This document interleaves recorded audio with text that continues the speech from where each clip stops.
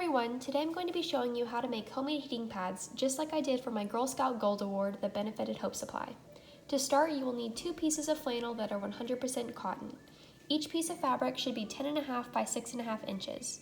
I usually wash the fabric before I begin cutting it, so I'd be sure to allow for any shrinkage when buying your fabric. Additionally, you will need about 1 2/3 cups of rice. You will also need about 1 drop of an essential oil to put in the rice. I usually use lavender, but any scent that is calming will do. You will also need a sewing machine and a funnel. You can either use a regular funnel or you can use cardstock with a few pieces of tape.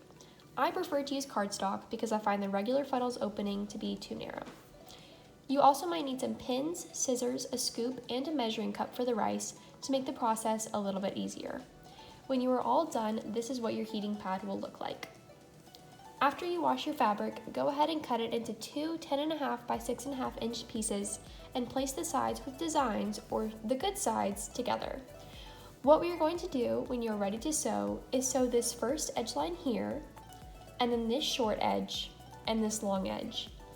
I'm using a straight stitch about 1/2 centimeter to 1/4 inch from the edge of the fabric.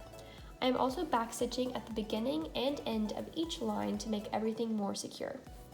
We will also stitch half of this last side, but we want to leave an opening so we can later add the rice. Next, we will flip the fabric inside out to have the pattern showing on the outside. Make sure you push the fabric in the corners out all the way. Now we are going to add the rice to our heating pad.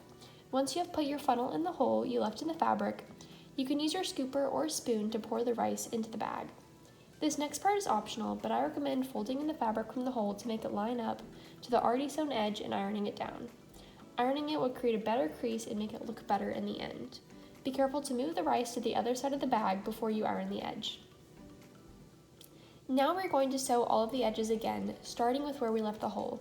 But be sure to move the rice out of the way because if you sew over a piece of rice, you could break your needle. I like to sew each side individually so that I can be sure that all of the rice is out of the way. I'm also backstitching the beginning and end of each line to make them more secure. Even though we already sewed 3 of the sides, we are sewing them again as an extra precaution to make sure none of the rice falls out of the bag. We will also go ahead and sew the side with the hole a second time so that all 4 of the sides will be extra secure. Once you finish sewing, try pushing the rice towards each of the edges to make sure none of the rice will fall out. If it seems like the rice might be able to fall out, you might need to add another line of stitching. And that's it! Now you have made a homemade heating pad. Thank you so much for supporting Hope Supply and Menstruators in Need.